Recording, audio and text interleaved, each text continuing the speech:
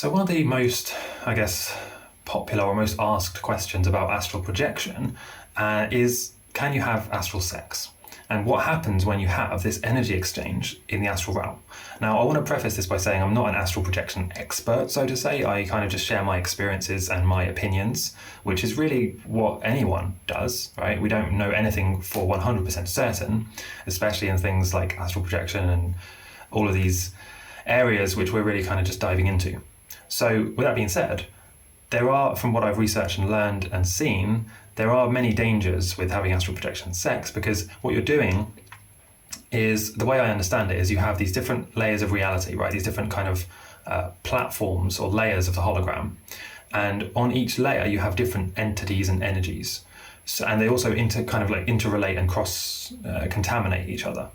So what you'll have is, on the astral realm, on the fourth dimension, like 4D, right, you have these entities and energies that don't operate in the same way that, let's say, an animal would.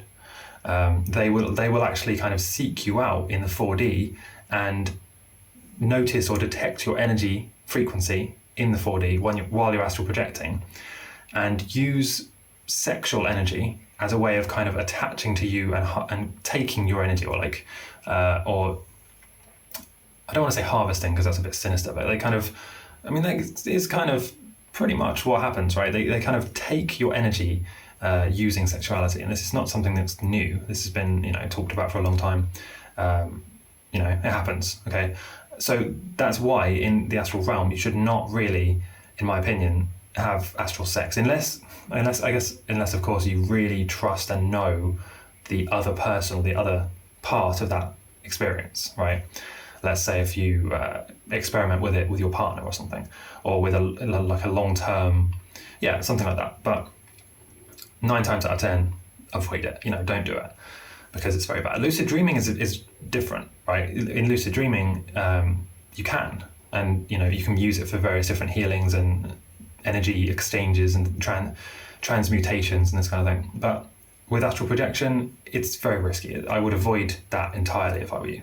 And again, this is something that's, I guess, mainly aimed at beginners, because what will happen is, if you're a complete beginner to astral projection or any of this stuff, right, lucid dreaming, frequency, any of these kind of concepts, if you're completely new to them, you don't fully understand what they actually mean. And so you could kind of jump into the deep end and do something that could be quite risky. Essentially, this is not like playtime. This is not just like do anything you want kind of world in the astral realm. This is very real stuff that can actually affect you with lasting consequences.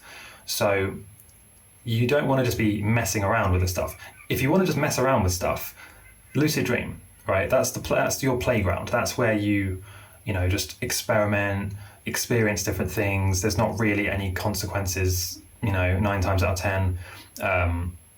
That's where you can experiment and play around.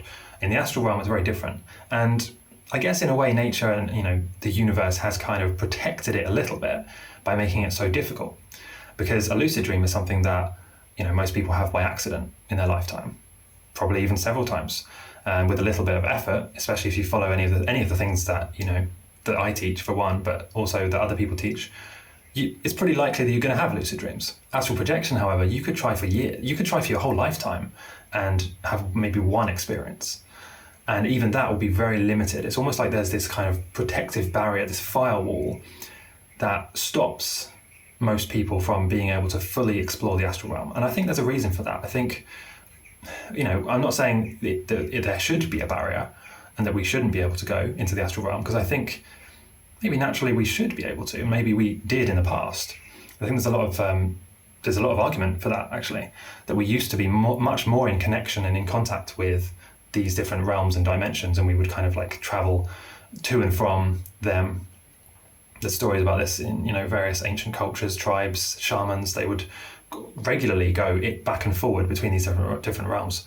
And many of them still do in the tribes, right? But I think that there's definitely something there, right? There's some kind of reason why we're not all just doing it every day.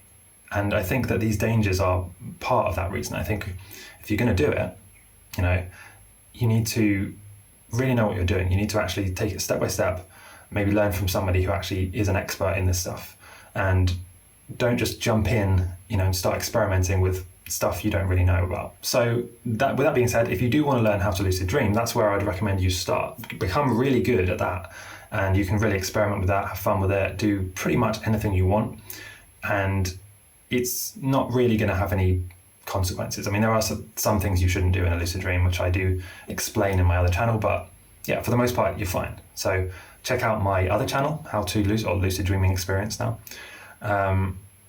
And check my links in the description. There's some interesting things there if you do want to dive more into this stuff. But that's my, I guess, warning for today.